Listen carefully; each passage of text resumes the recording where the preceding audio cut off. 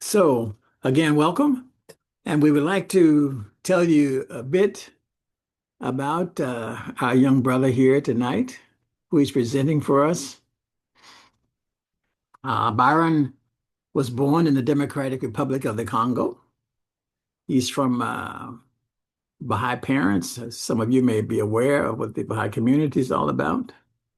So he spent his formative years surrounded by the vibrant culture and diverse community of Central Africa before spending the rest of his life in South Africa and now in Canada, where he pursues his passion for technology and innovation, while also he's very, very involved with programs to deal with the development and growth of young junior youth and children. Byron holds a Bachelor of Engineering, a Bachelor's in Engineering in Computer Science and Systems, a Bachelor of Technology in Software Engineering, and a Master of Science in Artificial Intelligence and Big Data. Okay. With a strong educational foundation, he embarked on a successful career in software engineering. After witnessing several systematic injustices against Black people in the tech industry, Barron resolved to contribute to the solution, and notice that word contribute to solution, by stepping into leadership positions. Thus, he has held various leadership roles, including engineering manager of Amazon, AWS, vice president of engineering at Cornberry, and currently serves as a senior engineering manager at Walmart Global Tech in Silicon Valley, San Francisco. His professional journey is marked by a commitment to excellence, justice, equity, and a drive to push the boundaries of technological advancements.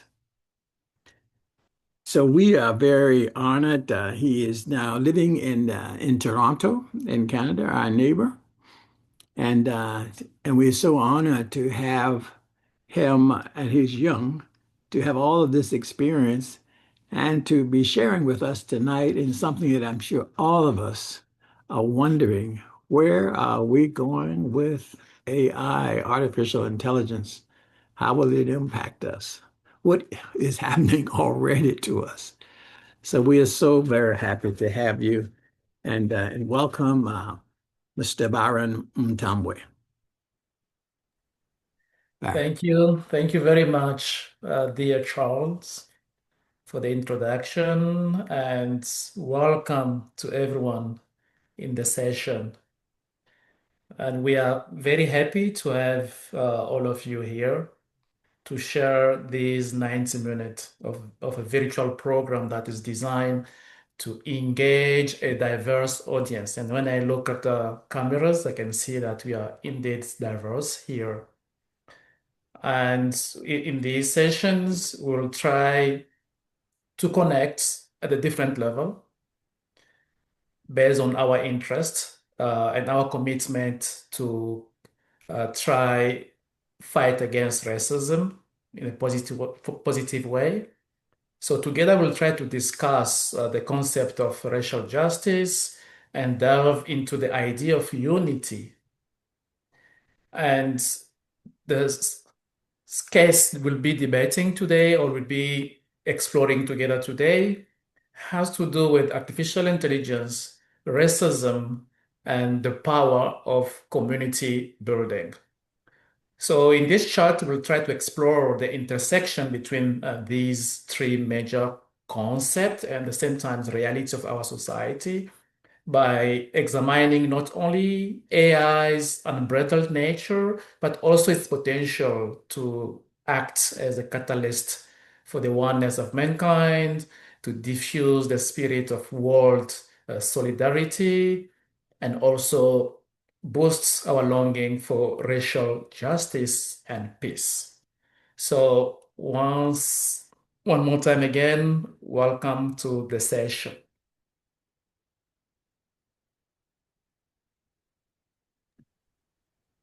So I'll try to make this session as much as interactive as possible. Sometimes maybe I will request the help of anyone in the audience to read a quote, and also because we are trying to reflect on possible solutions to the problem we have between the relationship between racism, artificial intelligence, and how we can learn to release the power of society building. So we may make reference to different writings. They could also come from diverse religions. So, for example, if I mention that this writing is from the Gospel, it means from the Christian Bible. And we could also have some writings from the Baha'i writings. So if I mention like the Universal House of Justice, that's the supreme body of the Baha'i faith that try to provide guidance in relation to the challenges of the world today. And could also mention um, someone like Abdul Baha, is also part of the Baha'i faith. It also provides some insight on how to deal with different challenges, including racism. So we'll try to have a diversity of references as well. So the content of our discussion will have an introduction, and then we'll talk a little bit about artificial intelligence. What is it, and where it came from, and then we'll talk about racism and society building, and then we'll conclude. So let's talk a little bit about artificial intelligence. The way the media is presenting it, you may have an impression that it's something that is very new, but that's not the case. AI have been around for very long. AI have been instrumental into different wars from the past, like World War One, World War Two. So AI have always been there. The main reason why it's becoming more ubiquitous right now is because of the development on the access of the society to technology, digital technology. Right now, it's very easy for everyone to have a cell phone, and the majority of people on Earth are connected to the internet. With that said, we are now generating a lot of data. Every day, we are generating millions of petabytes of data that is being stored somewhere on servers in the cloud and so on. So with that amount of data, we have a commodity that can be used to give enough information to the AI, to any AI system, so that it can start performing tasks like a human being. So that's the reason why now AI is becoming more and more prevalent in the society, because now we have enough data to train those AI models so they can help us in accomplishing different tasks. So when we look at how it works, like if you've ever used ChatGPT or any AI tool, you may think that is magic, but in reality, there's no magic. It's just science. AI is built using mathematical models. For those who did some maths in school, we have algebra. So algebra help to specify whatever problem you are trying to predict or whatever knowledge you're trying to generate using AI. You use algebra to express it as an equation. We also use matrix algebra to represent data, because computer systems don't understand English, they don't understand French, they don't understand human language. They can also only understand numbers. So whenever we have that amount of information, we need to translate it into numerical values. So we need matrix algebra to represent it in a way that can be computed easily. And also we use a lot of calculus, because we are dealing with a lot of data. So for a computer to go through that amount of data and learn from it so that it can help you to predict things in the future, it takes a lot of time. So to reduce the time and the cost, then we need to optimize, and we use calculus for optimization. Those with calculus, they are probably familiar with the concept of derivatives, the concept of partial derivatives, and so on. So we use that to try and optimize that process of learning so that we can save the resources that need to be used to train AI models so that we can use it for predicting. So predicting could be maybe you are a real estate agent. You want to know what could be the cost of a house in a specific neighborhood in the next 2 to 5 years. So you'll feed the AI model with many examples of the houses in that neighborhood. And by training it using these mathematical models I talked about, it should be able to predict what could be the cost of the house in 2 or 3 years. We could also use AI to generate new content. For example, we can give it a lot of paintings. So after learning from those paintings, we could ask it to draw for us a new painting. So it's not actually creating something new, it's just expressing what it learned already based on millions of examples that have been provided to it. So this is basically how AI works. It predicts and it generates content based on previous knowledge, based on many examples, usually millions or billions of examples to be able to train an AI model. For example, when you go on ChatGPT, you ask them to write for you a poem about unity, for example. It should be able to generate for you that poem because it learned already. We presented it with many examples of poems about unity. Then it understands what is required and provide it for you. So AI is not magic, it's just science. So the way AI now is being deployed in the society, it brings challenges as well. It brings a lot of benefits because it allows us to be more efficient and spend less energy on repetitive tasks and start investing more in innovations. But because of the way the society has been structured for centuries, AI have inherited some of those challenges. And when we deploy AI, sometimes we can see the attributes of the challenges that the society is facing. And one of those challenges is racism. Racism have been embedded in virtually every technology, but because AI have a very high responsibility in shaping the way the society is being governed, is providing a lot of tools for decision making.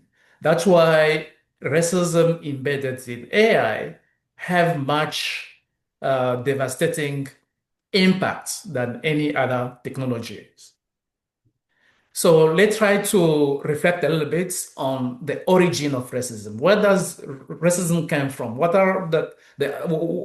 is causing society uh, to reach a level where different races don't understand each other? Different races are discriminating each other. So I don't know if there is anyone who'd like to volunteer to read for us this quotation.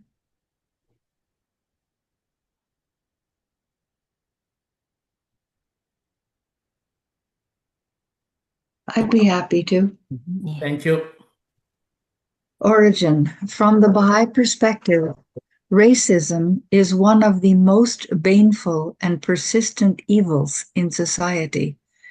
Racial discrimination is baneful because it violates the dignity of human beings, and yet it persists.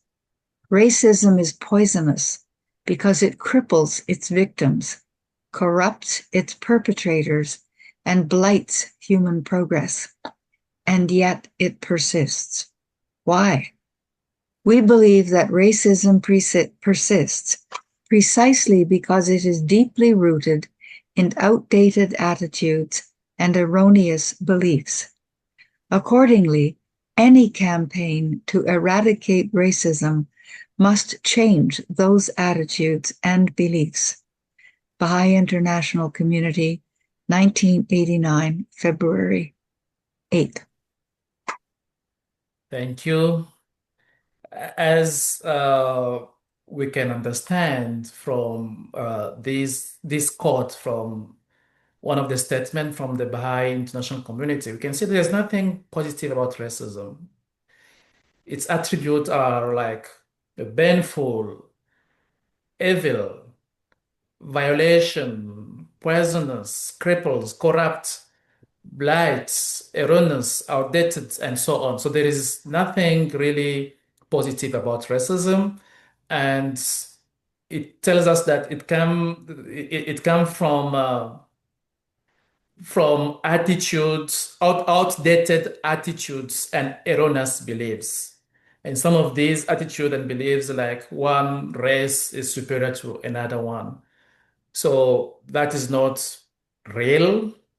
It's just a very erroneous belief. But to address racism is very difficult because it requires to eradicate, it requires change in attitudes and beliefs because attitudes and beliefs are not material. They are metaphysical reality of the human being. So to be able to change those aspects is very challenging. And we can see in many organizations where they have very sophisticated diversity and inclusion programs crafted by the most distinguished academics. But when it comes to the implementation, it usually fails because the attitude and the beliefs of the people is not changed. People still believing the same things, they still carry the same attitude. So we can provide them with the best program to address racism in the corporate world or in the society. But as long as their attitude remains the same, remain outdated, we won't see any change. And that's what's going on right now in the world. Major corporates, they have a diversity and inclusion program, but the result is not there because it's not addressing the root cause, it's trying to address the symptoms. So one of the manifestations of racism in the AI industry is the racial discrimination. So if we take a case of America, for example, America has one of the highest Black population outside Africa, which could be relatively about 15% of Americans are Black. But in the tech industry where AI is being developed, Blacks are underrepresented. They represent only 2.4% of the workforce in the tech AI industry. And if we compare to other races, for example, we can see like Asians and Indians, they represent 49%. But Asians and Indians, uh, they don't even represent 10% of the American population, but they are overrepresented in the tech industry. Whites, they represent 36%, and other racial groups that represent 8.3%. Hispanic and Latinos, that represent 3%. So these statistics you see here, they're the most celebrated in the tech world. So if you go in the Silicon Valley, these statistics are from NVIDIA. NVIDIA is one of the AI tech company that is producing infrastructure to boost AI to its next level. So these statistics, they're being celebrated, calling it the most diverse company. So NVIDIA being celebrated as they achieved their diversity and inclusion target. But we can clearly see that Black people who constitute a major portion of the American population are not well represented. But why is it celebrated It's simply because in many corporates, many tech companies, when they're defining the strategies about diversity and inclusion, Black people are never part of the equation. So if they can have enough Asians, they can have enough Latinos and others, for them, they've reached the target. So you can understand from that the exclusion of Black people from the tech industry is systematic, is not accidental, because in the past they used to say that there is no enough skills in the Black population. But the reality have proven wrong, because like just in the USA, we have many historical Black universities that are producing engineers, thousands of engineers every year. We have traditional universities that also have a higher percentage of Black students graduating in engineering and sciences.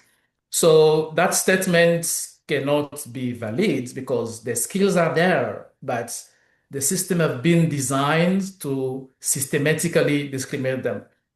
Every time I'm in the Silicon Valley in California, you'll see that around around areas like San Bruno, Palo Alto, Sunnyvale, and so on, where all the major tech companies are located, you won't see any Black person. But if you just cross the bridge, you go on the other side on Campton, on Auckland, you realize you can see that there is a very huge Black population of young people who are very smart, very educated, but they are not given access. But anyone else from outside, fresh from the boat, when they arrive, they're given the opportunities to participate in the AI revolution. So this is one of the aspects of these technologies we are using. So whenever you're using AI technology, you need to bear in mind that there is a very big portion of the population that have been systematically excluded because of the outdated beliefs.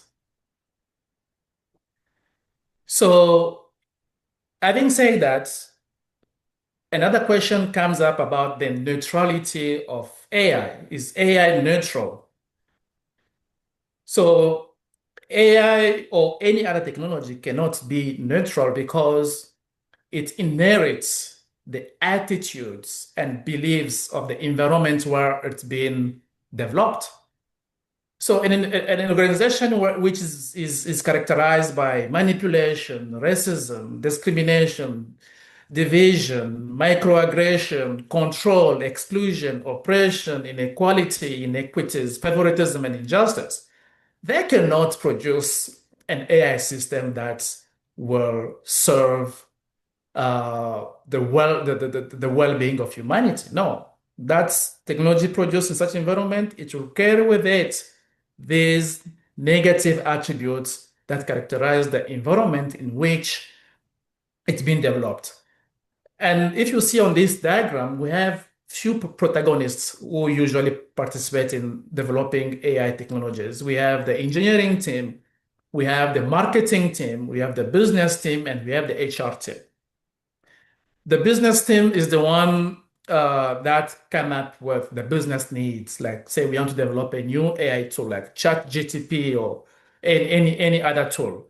And then we have the engineering team that will bring the technical capabilities to actually implement and make that technology a reality. And then you have the marketing team that will make sure that the the technology reach the intended audience. And then we have the HR team that is responsible of staffing, making sure that we have the right engineers, we have the right marketing team, we have the right business team as well.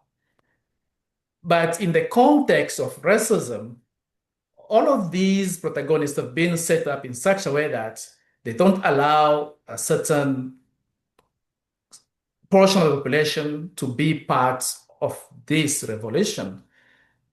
So the HR in many cases will try maybe to make the team more diverse by trying to reach out to more like many to some of the black engineers who they think they could be able to join the team. But when they arrive, the way the interview process is set up will never lead to the success of those new candidates because the interview panel is usually not diverse enough to represent the diversity of mankind. Like if we are in America, America is being praised as one of the most diverse countries in the world. But if you go in these spaces as a black person, people will have to interview you, people will have to measure the level of your skills and approve you for you to join such a team.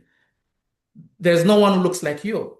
So, which means the same prejudice from the society, from the same beliefs, the erroneous beliefs they have, they bring them with them and they project them in you, and the outcome is always negative. That's why it's very difficult for Black people to get into this field. And those who succeed in getting in, they usually have time to evolve as professional because many of people who have these prejudices, they don't associate black people with leadership. So you'll see a black person who'll be in the same position for 15 years, but other races, they are just coming in and get promoted, and few years they're already executive and so on. Black people still stay in the same level for many years because of the racial prejudice. They don't associate leadership with blackness. They don't associate critical thinking with blackness. And those are just erroneous beliefs because they don't represent the reality. So as a consequence, because those teams building AI are not diverse, of course, the outcome does not cater for diversity. The outcome of the technology that is actually being deployed does not recognize the oneness of mankind, does not recognize the diversity of humanity. One example is that Google developed an AI tool that was supposed to categorize pictures. So if in your Google Drive you have pictures of airplane, to get tagged as airplane. As cars, get tagged as cars. On graduation, it will say it's a graduation ceremony. You're riding a bike, it will say a bike, and so on. But a black woman was categorized as a gorilla by this Google AI tool. Why? It's not by mistake. It's not a mistake. It's by design. The system was built to exclude black people. The system does not include black people from the design phase, from the implementation phase, and from the deployment phase. So it already has a bias built in from the inception. So that's why it's very important for us to start thinking on how to address these systematic discriminations stemming forth from racism, because it's the only way we can build a society that is equitable and where everyone is being given the opportunity to prosper and also contribute in return to the advancement of humanity. So some of the most common side effects of racism in the AI industry is the discrimination in employment, discrimination in promotions, discrimination in insurance, in loans, in housing, in education, and in predictive policies. For example, many justice systems in many justice institutions here in North America use AI to predict how many years someone can stay in jail. But because of the bias, which is already part of the data that the US have been producing for many years, the justice system in in America have never been in favor of black people. So black people have been having a very high incarceration rate since the creation of the United States of America, which means the data we are feeding AI models to train them so they can be able to predict how long can someone stay in jail, when a judge have to make a decision, it's coming with that bias already because it will use race as one of the features that will allow it to make the prediction. And when you use race, it will get fed with all the misconception and all the injustices from the past to make decision. That's why when they use AI, Black people have a higher rate, have a higher chance to spend more time in jail than Europeans or Asians or anyone else in America. We also have the same problem with promotion, where they don't usually associate Blackness with leadership. So when they use an AI system in the HR system to promote people, usually Black people don't get promoted. Same thing with insurance and loans. Usually, Black population, when they have to get assessed through an AI system, they usually get higher rates than anyone else because they're being flagged as high risk population, which is just a prejudice and not a reality. So I will try to play a video to illustrate what we talked about so far.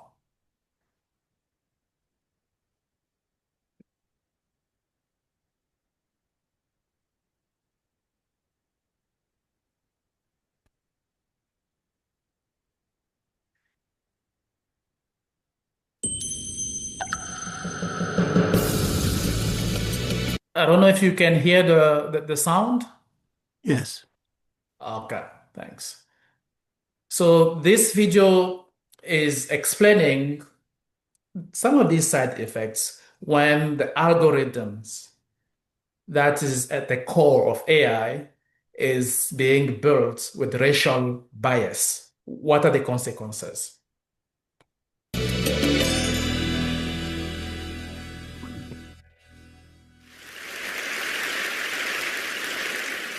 Hello, I'm Joy, a poet of code on a mission to stop an unseen force that's rising, a force that I called the coded gaze, my term for algorithmic bias. Algorithmic bias, like human bias, results in unfairness. However, algorithms like viruses can spread bias on a massive scale at a rapid pace. Algorithmic bias can also lead to exclusionary experiences and discriminatory practices. Let me show you what I mean. Hi, camera. I've got a face. Can you see my face? No glasses face? You can see her face. What about my face? Well, I've got a mask. Can you see my mask? So how did this happen? Why am I sitting in front of a computer in a white mask trying to be detected by a cheap webcam? Well, when I'm not fighting the coded gaze as a poet of code, I'm a graduate student at the MIT Media Lab. And there I have the opportunity to work on all sorts of whimsical projects, including the Aspire Mirror, a project I did so I could project digital masks onto my reflection. So in the morning, if I wanted to feel powerful, I could put on a lion. If I wanted to be uplifted, I might have a quote. So I used generic facial recognition software to build the system, but found that it was really hard to test it unless if I wore a white mask. Unfortunately, I've run into this issue before. When I was an undergraduate at Georgia Tech studying computer science, I used to work on social robots. And one of my tasks was to get a robot to play peekaboo, a simple turn-taking game where partners cover their face and then uncover it saying peekaboo. The problem is peekaboo doesn't really work if I can't see you, and my robot couldn't see me.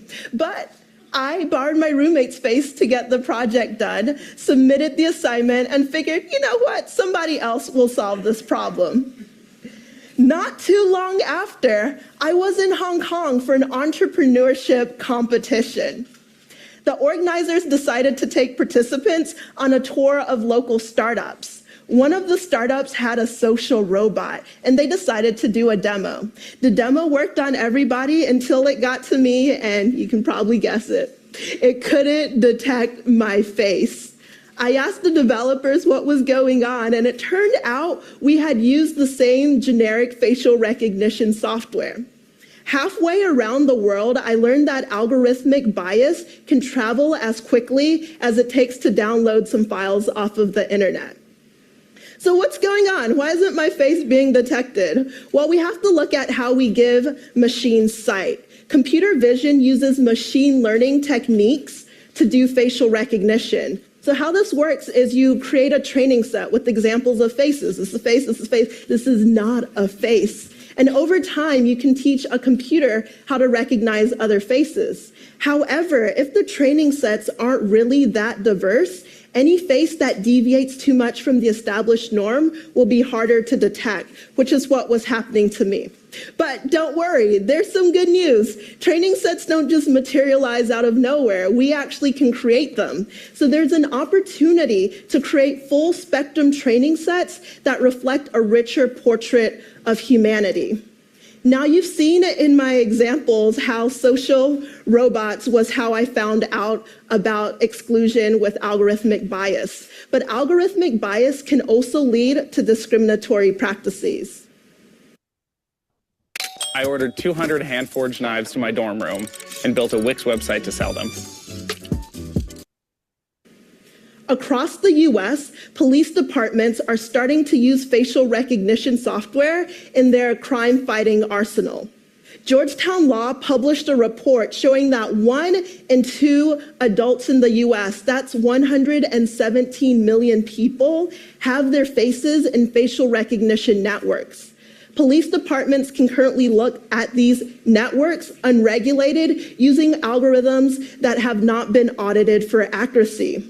Yet we know facial recognition is not fail-proof, and labeling faces consistently remains a challenge. You might have seen this on Facebook. My friends and I laugh all the time when we see other people mislabeled in our photos. But misidentifying a suspected criminal is no laughing matter, nor is breaching civil liberties. Machine learning is being used for facial recognition, but it's also extending beyond the realm of computer vision. In her book, Weapons of Math Destruction, data scientist Kathy O'Neill talks about the rising new WMDs, widespread, mysterious, and destructive algorithms that are increasingly being used to make decisions that impact more aspects of our lives. So who gets hired or fired? Do you get that loan? Do you get insurance? Are you admitted into the college that you wanted to get into? Do you and I pay the same price for the same product purchased on the same platform? Law enforcement is also starting to use machine learning for predictive policing. Some judges use machine-generated risk scores to determine how long an individual is going to spend in prison. So we really have to think about these decisions. Are they fair?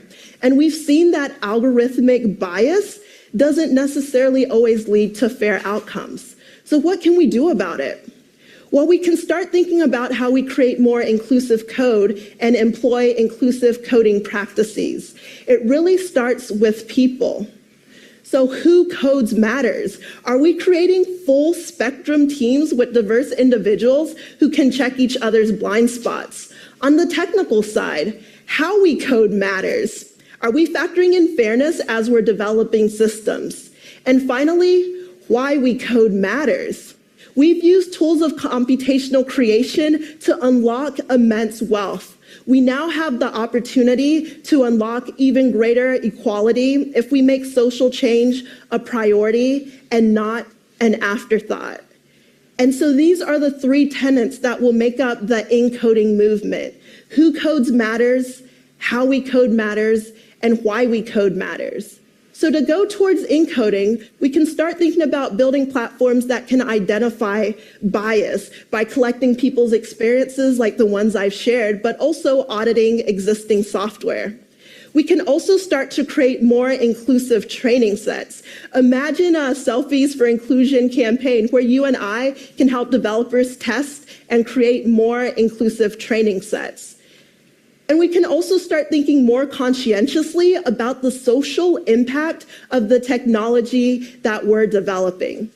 To get the encoding movement started, I've launched the Algorithmic Justice League, where anyone who cares about fairness can help fight the coded gaze.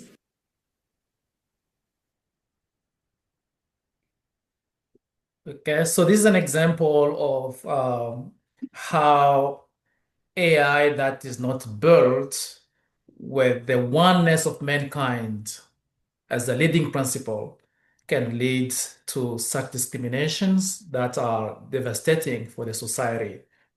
So I'll share another another video which shows how AI is impacting negatively Black people when it comes to housing.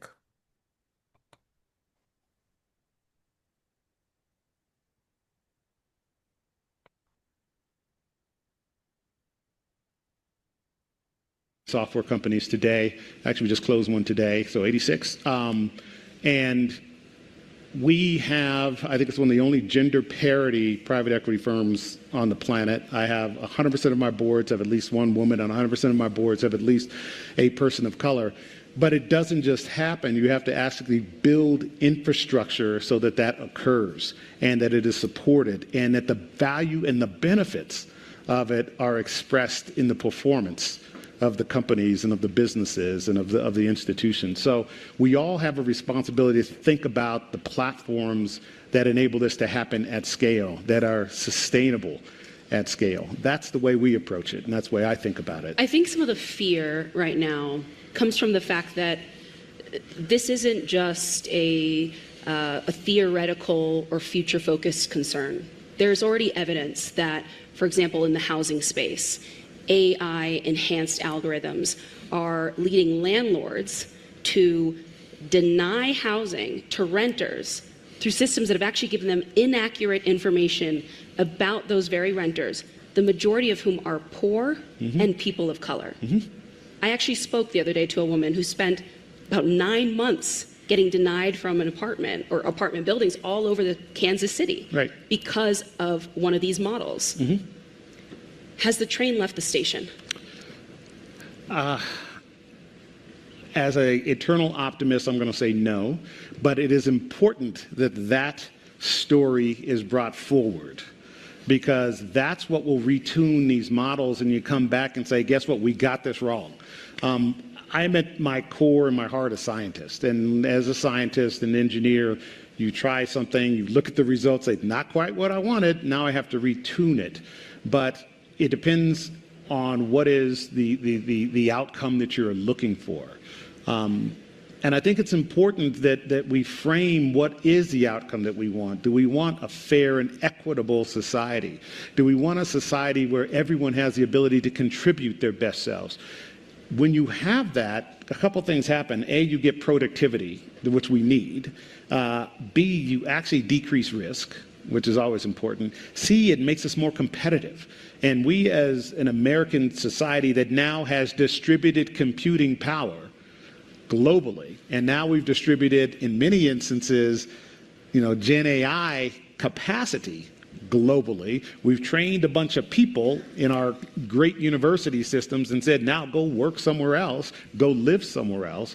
So the level of competition has enhanced exponentially from the time when I graduated from college. At that time, compute was localized. It was managed by, smaller groups of institutions. And when we educated people from other countries, we encouraged them to stay. We encouraged them through the infrastructure to become Americans. We encouraged them to bring their best selves and their contributions to our society. That no longer is the case, and so the level of competition has gone up. So we have to actualize all the citizenry that we have available to us, and we have to actualize all of the, we should be the place where the smartest people in the world want to come and live and work. and want to contribute. And some of those smartest people in the world actually are in these communities who are getting denied housing. The creativity, the thoughtfulness, the understanding of the complexities in those communities, that has to be built into the model. So as you're writing these models, you have to go find these people and get them become a part of the contribution of the learning, okay, and the training, so that you don't have these sort of instances that you had in Kansas City. And when they do happen, it is incumbent upon your industry to say, this is not working. We need to do something about it. And it's incumbent upon everyone out here to say, we need to change what is happening, because that cannot stay.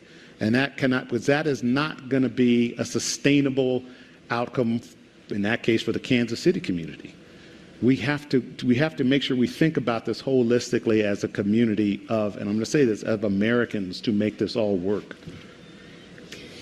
What advice would you give right now to young college students looking out at this?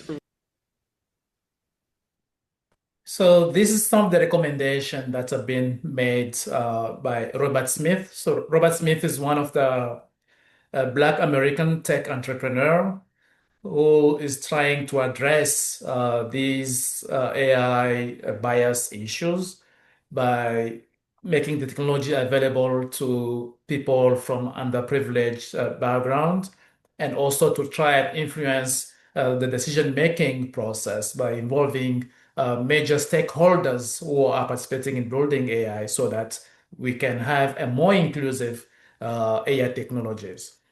So let's try to look a little bit at some of the consequences.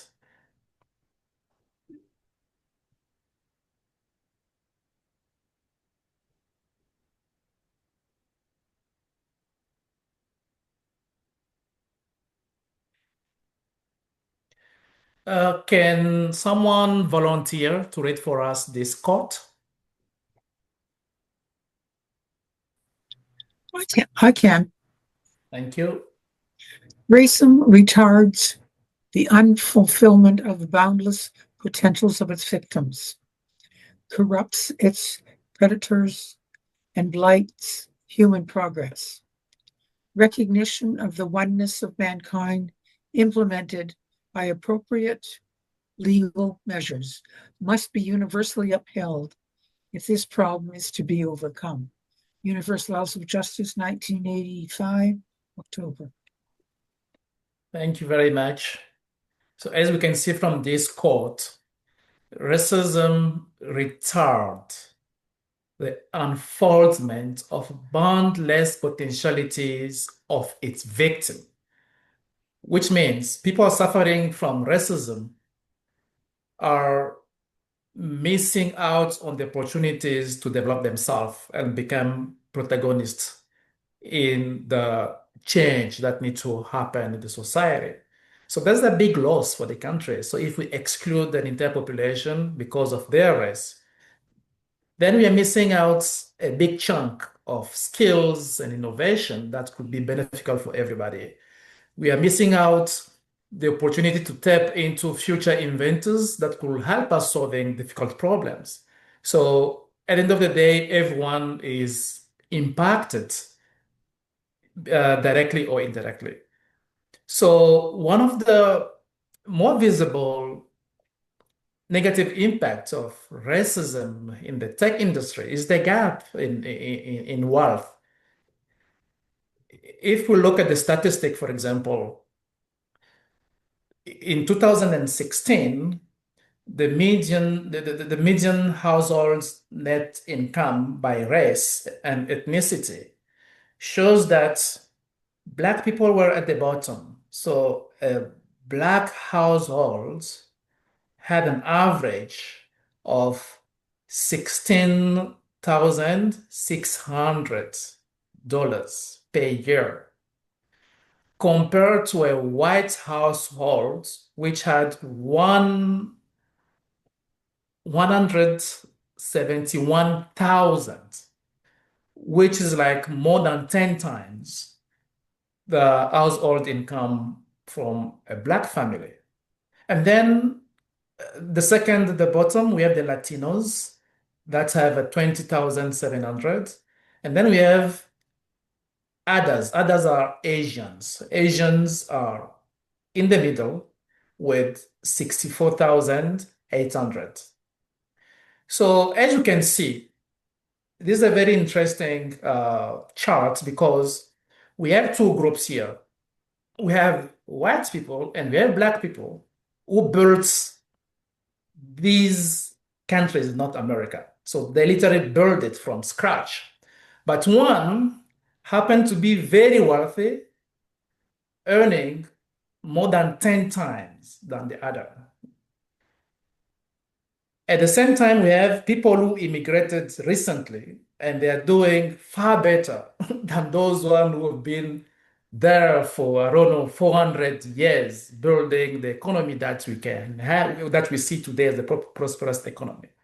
So these displays, these present the negative impact of racism in the tech industry because most of the Asians who happen to earn more money is not because they run businesses or not, it's because they are overrepresented in the tech industry compared to black people because they've been given the priority to be part of the tech industry while the black population is systematically excluded. So this is a big loss for the country because if they could empower and accept black people just like they accept everyone else, they could help in generating more wealth through innovation that could benefit the country and all the races in the country as well.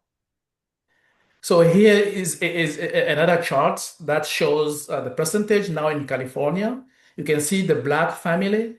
So the percentage of home ownership by race, you can see the black family is still at the bottom, 33%. And the white family is at the top with 62%. And then we have the Asians who come second with 52%. So if someone who came to America a few years ago can easily afford a house, but people who built America, they sacrificed 400, I don't know, 300 years of free labor. But till now, they can easily afford to buy a house. So this shows how injustice is rooted in every aspect of society we are living in. And this also needs to be addressed by collaborating with each other. So if everyone from a different race can understand that this is a real problem we're having, and everyone starts thinking on how they can contribute the solution in their own capacity, then it will be possible to reach a level where we have a society where everyone is given the opportunity to prosper. So all of these economical inequalities, they didn't just start with AI or with the tech industry. No, they are part of a continuum of a system that have been perpetuating injustice since the time where the republic was created, even before, during slavery.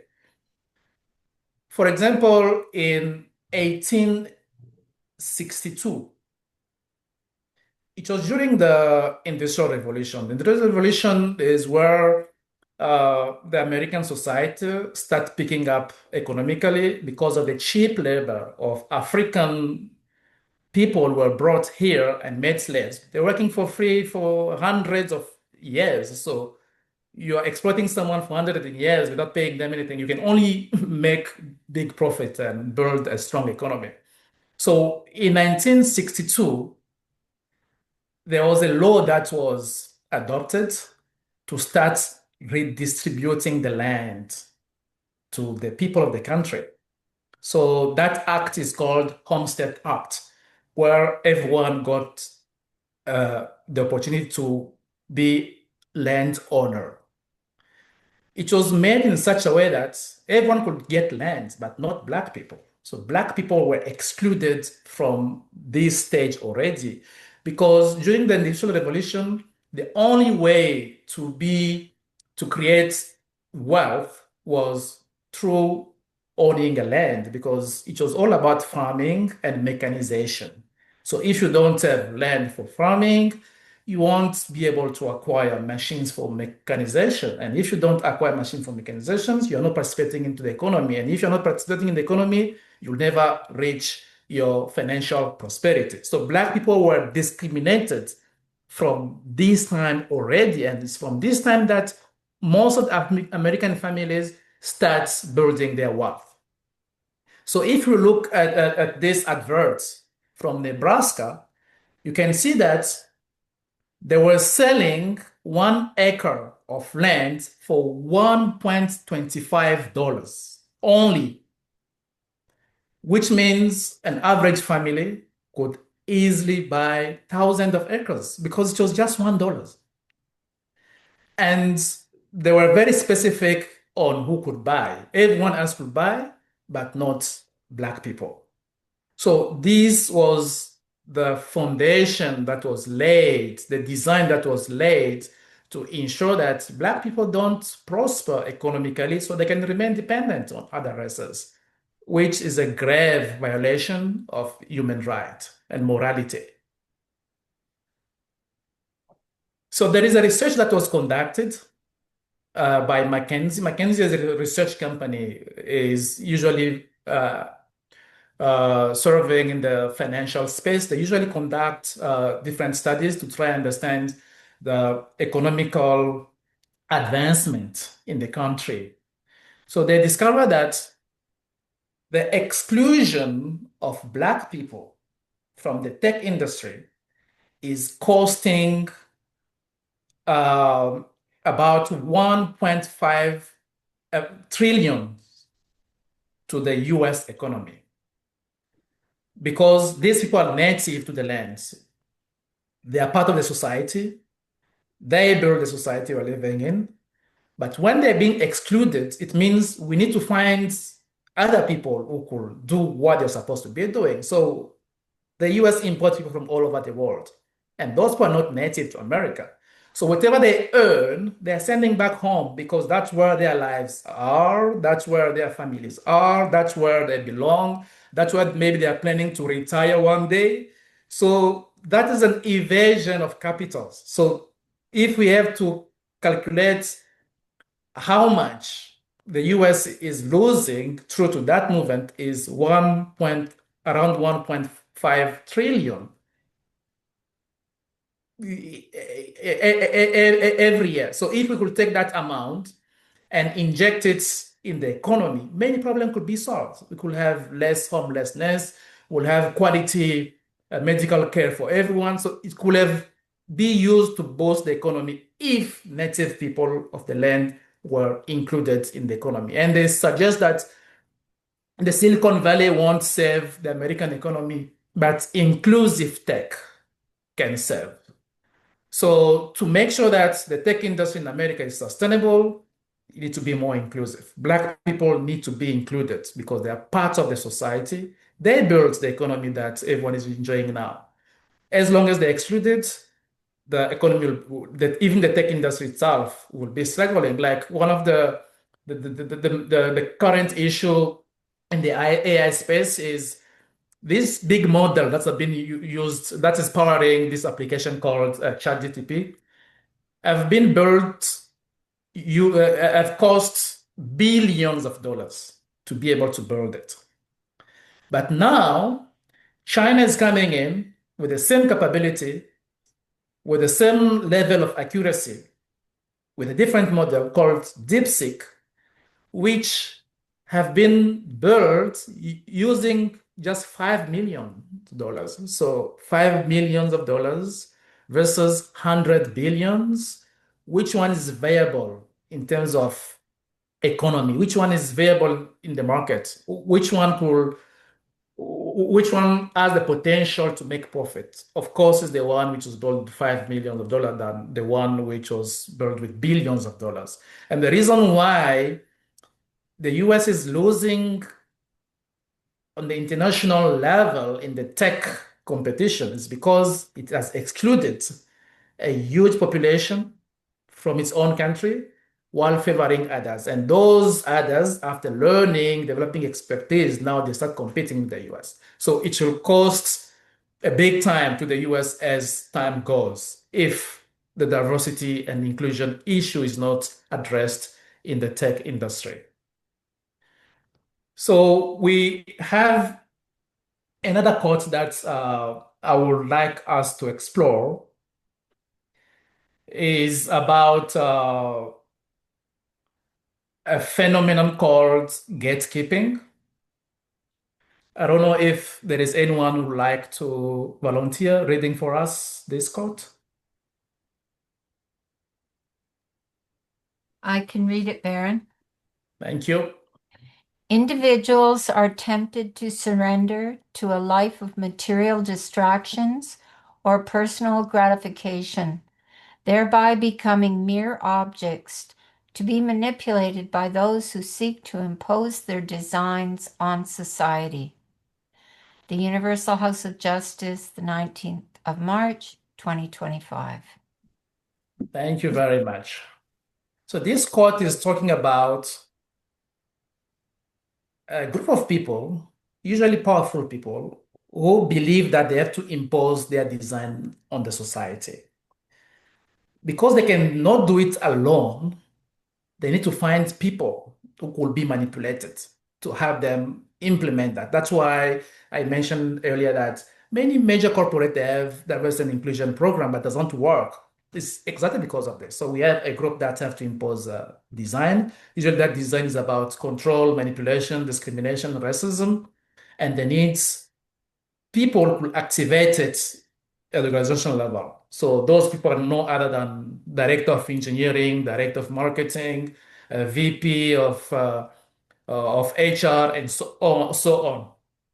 So how that design works in the context of AI in America is, or tech in general, is they are doing whatever is possible to not present or to not give opportunities to Black people so that they can demonstrate what they're capable of.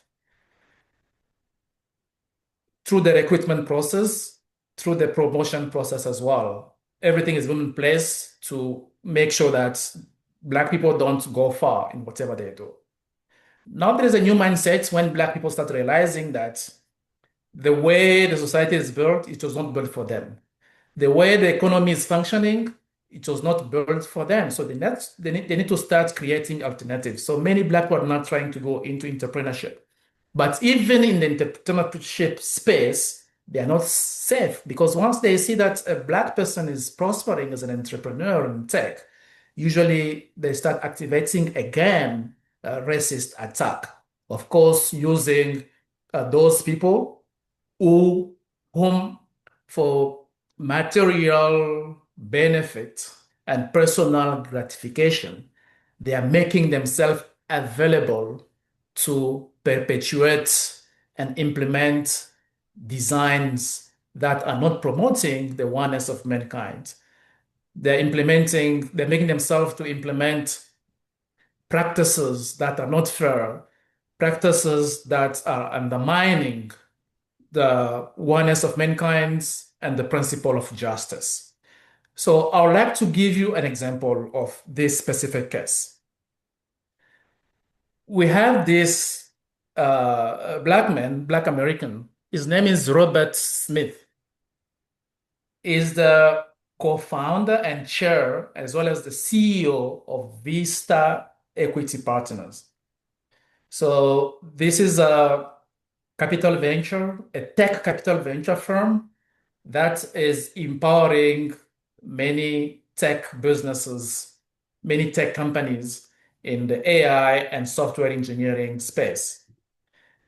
It built this firm and became very successful that as we are speaking now, is managing around 100 billions in assets generated through the tech businesses that is being running. But notwithstanding his level of achievement is not immune to racist attacks, just like a regular engineer working in the tech industry. This means, as a Black person in America, no matter how successful you are, you're still seen as someone who needs to be brought down, someone who's not worthy of any achievement, someone who needs to be subjugated to the design they're trying to impose on society. So let's hear a little bit on his experience to try and give context to this system that have been.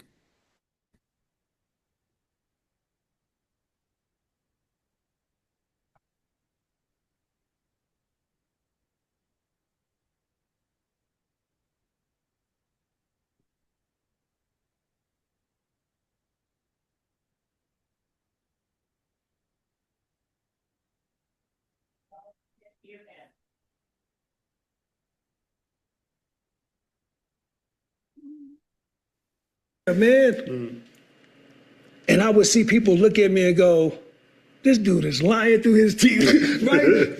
Ain't no black dude named Robert Smith with that generic name. Ain't nobody named, right? And you Google Robert Smith and you get the dude from The Cure, right? Right. So I said, no, it's a guy, and he has this thing in it.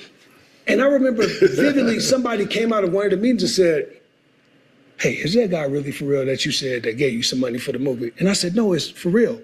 Now, I'm saying that because for a whole year, I was conversating with you, but I was also conversating with other people. And I had known at that moment that you had made a very, very serious choice in life to not be out front, to not be seen, to not be heard, but to be behind the scenes moving mountains. And early on, I didn't know why until I knew why. And when I began to understand why you move the way you move, and I began to become who I am as a filmmaker and a businessman and a philanthropist, and I began to see how media and hateful people and bad energy and negativity affects light. Right. That's when I really understood this brother has so much light that he understands that there is a army truck full of darkness riding around the street looking for him. And to stay hidden but keep shining your light. Now, 15 years later, us knowing each other, you've come out in terms of now people know you exist. Now people understand what your heart is. They know you're not a money-hungry shark titan. You know, all these great names that we create for people like yourself, you are none of them. You're beautiful, you're humble, you're passionate, you actually care. You know that you're a black man in America. You know that you're a black man in America.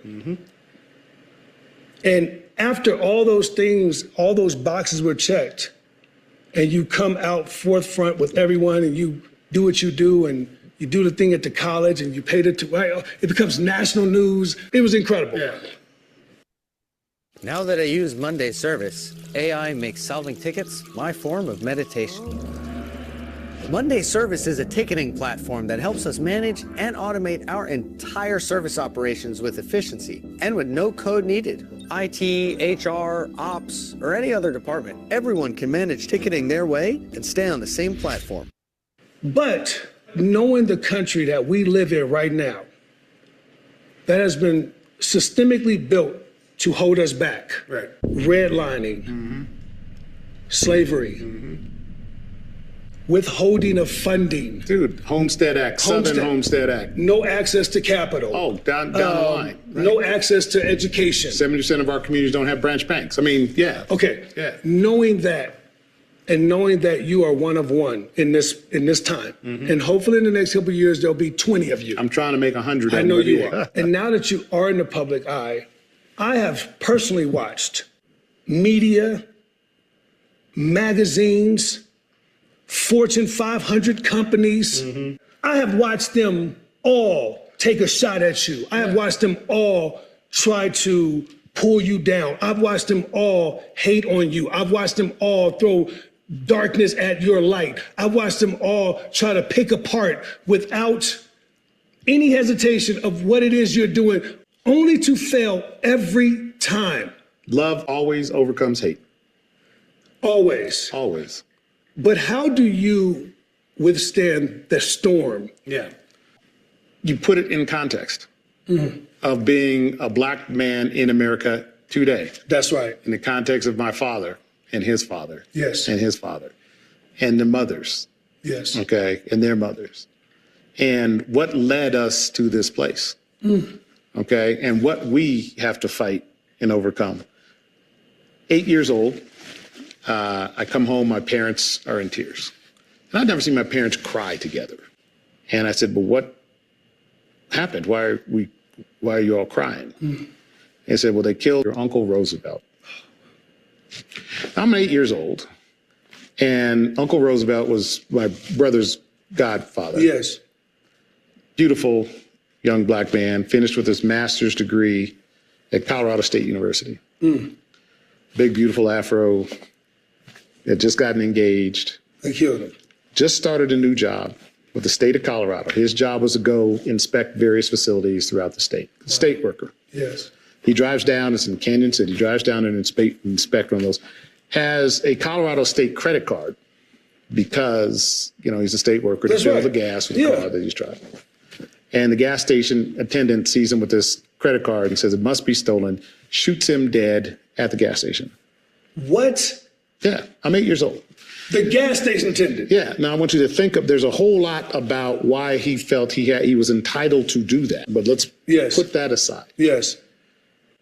What's the message that an 8-year-old receives when his parents are saying, you need to be like Uncle Roosevelt? You need to work hard, get a great education, get a master's, get a great job, get married, have a family, become part of the community. But someone outside of the community can take your life in a matter of seconds. And that's the reality of being a black man in America. Now, you can hide or you can go do. It takes a lot of courage to keep forging on.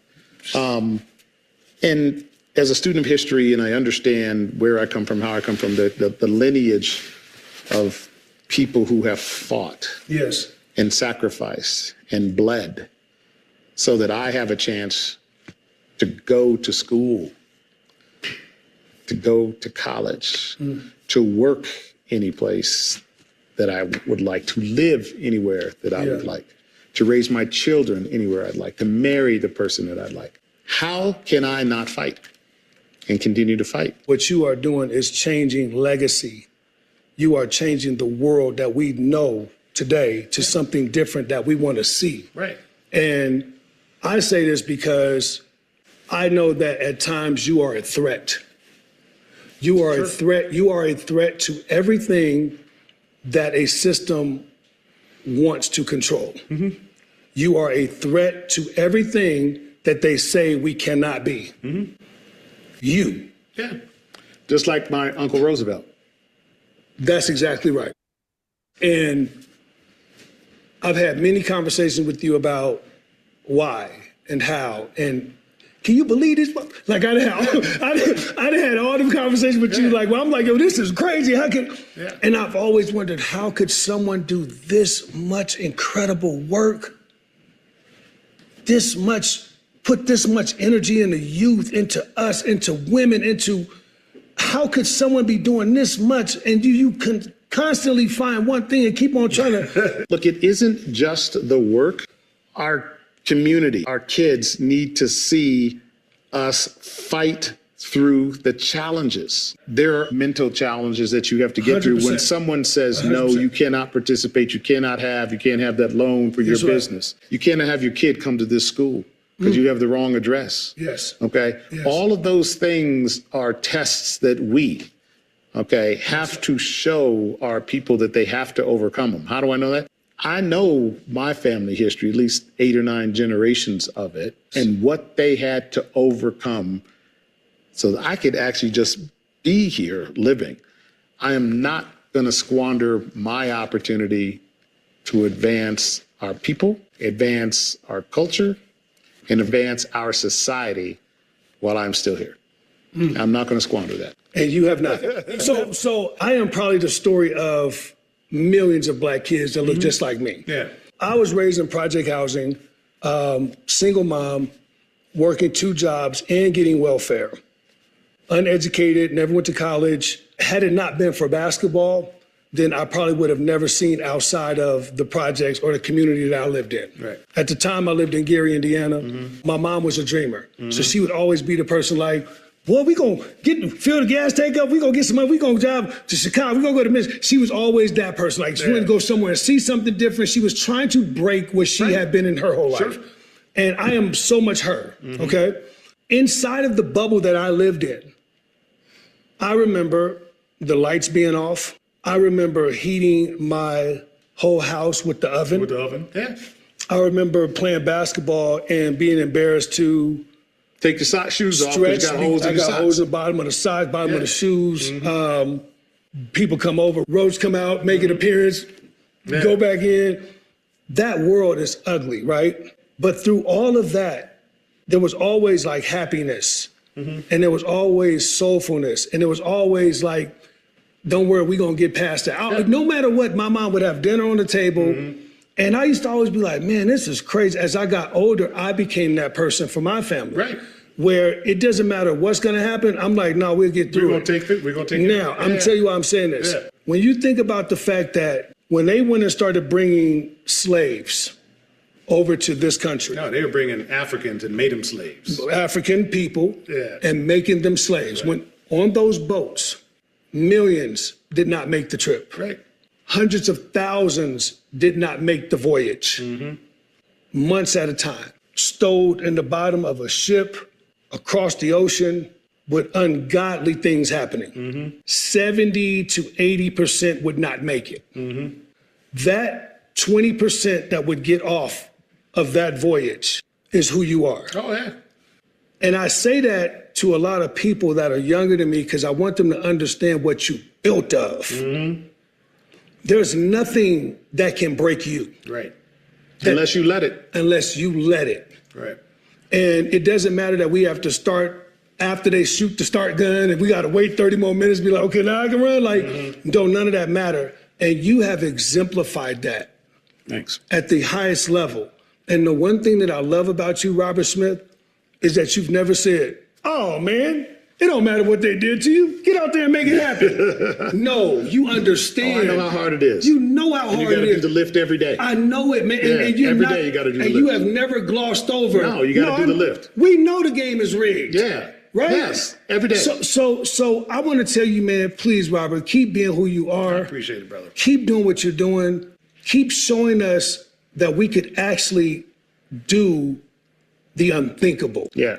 Well, I'm going to ask you in the same vein to keep telling the story of who we are, what we are, what we're capable of, and continue to use your platform and your voice to get all our young people to understand that they are enough.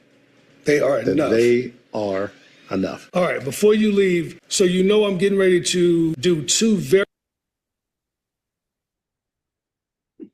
So this is a video from Robert Smith is trying to explore the challenges he's facing as a successful Black entrepreneur in the tech space, and also at the same time try to encourage young people to not surrender because of all the injustices they are facing in society because of their race. Although we are using the US as a case in this conversation, but the reality is the same as well with Canada.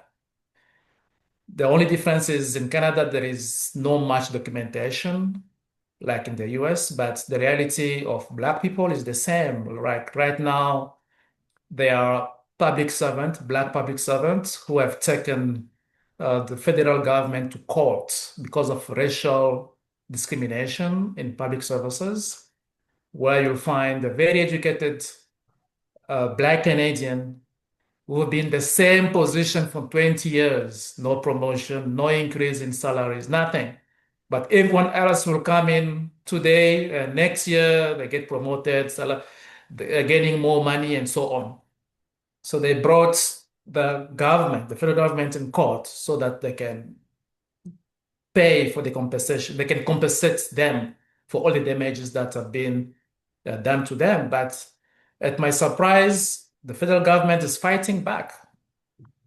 While in the media, they always say we acknowledge there is racism, this, and we are doing whatever we can to address it. But when they bring them a real case of racism, they are fighting back. And the black the team of black lawyers who are trying to push for this agenda have lost already millions of dollars in this battle. Why should someone lose that amount of money just because they want a better treatment, just because they want to be treated like everyone else? So this shows how these systemic racism are rooted in the culture of North America. So, having said that, let's now try to look at the solutions. What are the solutions? These are the problem we have. We cannot dwell on them forever. We need to figure out as humanity, all races together, how can we come together and try to find a solution so they can have a world that is being shaped to accommodate everybody, to value everyone, and allow everyone to flourish based on their God-given gift. So, on that note, we'll try to explore the concept of releasing power of community of society building.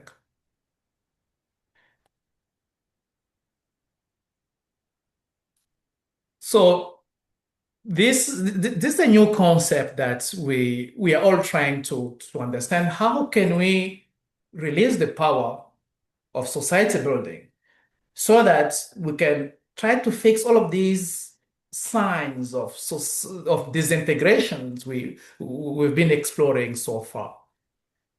So to try and understand, to try and start learning to release that power of building a society, we need first to understand what the challenges we are facing. We need to be able to articulate the problem we are facing right now. So I'll suggest this quote as a starting point of understanding that. I don't know if there is anyone who can help us reading this quote. I can read it. Thank you. The order of the world has been disrupted, and severe and numerous conventions have shaken its foundation. Conditions worsen daily. Confusion and fear have gripped mankind, and the pain and difficulties experienced by the generality of people have greatly increased. The destructive forces of materialism dominate both the East and the West, and have brought about a quagmire of injustice and prejudice that has sullied and rendered powerless the wings of society, whilst the human spirit, which is created to ascend towards the divine realm, has been enslaved in the talons of greed and willfulness, and become deprived of the bounty of the light of true religion, the Universal House of Justice. Thank you. So if we ponder on this quotation, we can clearly have the idea of the current situation of the world. We have adjectives such as disrupted, conversion, worsen, confusion, fear, pain, difficulty, destructive, materialism, injustice, prejudice, enslave, greed. So these are the attributes characterizing the society we are living right now. But as human beings, we're not created to limit our existence into such lower nature, because all of these attributes are the manifestation of the lower nature of the humankind. We were not created to limit ourselves at that level. That's why the last sentence says that our divine nature have been enslaved into the talons of greeds and become deprived of the bounty of the light of true religion. And it's very important they mention true religion, because many people have turned away from the traditional religion because of the abuse. So for us to be able to release that power of society building, we need to free ourselves from all of these characteristics of the lower nature of the human existence. And to do that, we need to understand why we're created. For example, in the Bible, in Genesis, it said that so God created mankind in his own image. In the image of God, he created them, male and female, he created them. So we were created in the image of God. Image of God does not mean that it's a physical image. It's a figurative way of saying that we were created to reflect the attribute of God. The attributes of God are justice, forbearance, harmony, peace, and so on. So those are the attributes we were supposed to reflect. So learning to release the power of society building, we need to learn how to release love in society, how to release justice, how to treat everyone equally. That's where now we can start saying that new power start taking over the current unfortunate situation of the world.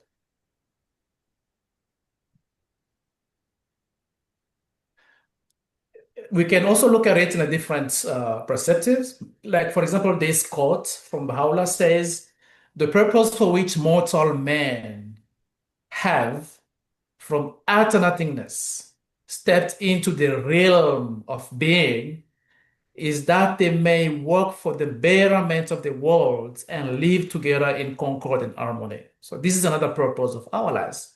We're not created to be selfish. We're not created to be rich while suppressing others. We're not created to be successful on the expenses of others. We are created to contribute the betterment of the world and live with each other in concord and harmony. These are some changes we need to see in the societies, which means every one of us need to start manifesting these virtues more and more for us to build the new world that we all need. Can someone volunteer to read this last statement? I'll read it if I can. The enkindled souls being raised up through the processes, they advocate tolerance and understanding, and with the inherent oneness of humanity uppermost in their minds, they view everyone as a potential partner to collaborate with, and they strive to foster fellow feeling even among groups who maybe traditionally have been hostile to one another. They are conscious of how the forces of materialism are at work around them, and their eyes are wide open to the many injustices that persist in the world, yet they are equally clear-sighted about the creative power of unity and humanity's capacity for altruism. They see the power that true religion possesses to transform hearts and overcome distrust, and so, with confidence in what the future holds, they labor to cultivate the conditions in which progress can occur. the Universal House of Justice, 30 December 21. Thank you very much. And in this quote, we can see more clearly again what is required for us to release that society building power we dearly need. We need to advocate for tolerance, understanding. We need to consider the oneness of humanity as central to everything we do. We need to see everyone not as a threat, but as a potential partner and collaborate with. And we need to strive to foster fellowship.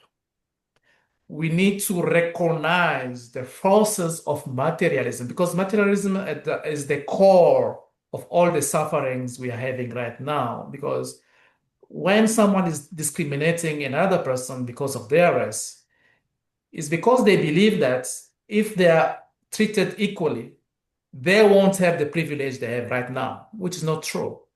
When we have more people contributing to the economy, to the technology, the more wealth we'll create and everyone will have what they deserve. So discriminating so that we can preserve our privilege is not rational at all.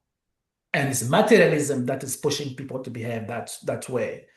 And we need to open our eyes to injustice. And this is very important because in many cases, if today injustice still continues, is because many people don't feel concerned about addressing injustice as long as they're not affected.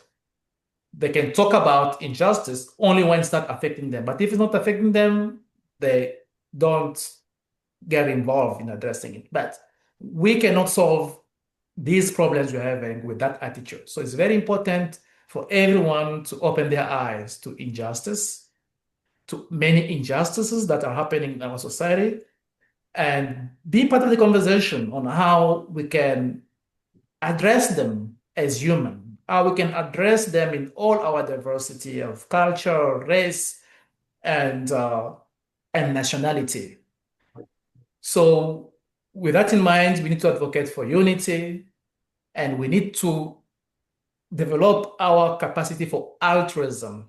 Altruism is the capacity to wish good to other people as we wish to ourselves.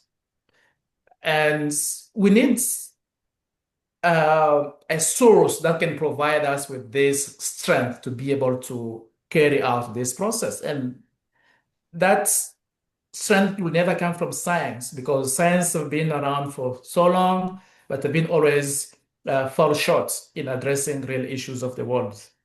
At the contrary, it usually creates more. So true religion could be explored as one of the tools that could empower us to do that. I know in the past, religion have caused a lot of troubles, but religion is not static. The religion always evolves. So maybe it's an opportunity to explore the new stage of development of the religion as presented through the Baha'i revelation. And also, we need to overcome distrust. And with confidence that we need to have confidence in the future, because if we set ourselves in releasing the power of society building, we can only have a better future for everybody. And we need to labor to cultivate the conditions in which this progress can occur. So, dear friends, this is the end of our talk. We went a little bit beyond the time assigned to us. And I would like to thank you, every one of you, for your patience. And we can open the floor to questions and comments, if any. Well, we want to just start, first of all, by saying thank you to Baron. My goodness, I was sitting here thinking, wow, if this could be done repeatedly in so many different settings, I mean, it's just, it's wonderful. And the description, why we're here, what's happening, the consequences of it, and what's the answer in all of our role in making things as they should be. So we are very, very grateful, Baron, for you doing that. Thank you so much. We would like You to. too, yeah, Charles. Thanks. We would like to offer a little time for those who would like to. If you have a question or a comment, then by all means, we will take a little time to allow that. Yes, Albert, we'll try to keep our eyes open. Go ahead, Albert. Thank you, Charles. Thank you, Baron. Again, sorry, Charles, asked the forum and he said thank you, but I wanted to definitely say thank you for keeping this most vital and challenging issue in front of us at all times, and particularly at this time. I think sometimes I mean I don't know everyone, but I know that sometimes I get literature that whatever you call it that's very discouraging for me about relationships. It doesn't focus on many of the quotes that you used come from the guidance of from the Baha'i faith, frankly, and they're very uplifting, very positive, and I just want to make it clear that racism's when I said it's the most vital and challenging, that's not my quote, of course, but it's really an amazing thing to think about. Could this issue be the most vital and challenging? And then think about, well, just take that as a premise, because people reject it. They haven't thought about it. I can reject something and not think about it, but because I already have a mindset. And so much of these issues around race, the brother you're talking about, Smith, I mean, his mindset was, very positive, but he had been schooled enough. Think about it. He's a Black billionaire. He has been schooled enough. He knows, he understands. If he's out front, he's just begging to get attacked. I went through a lot of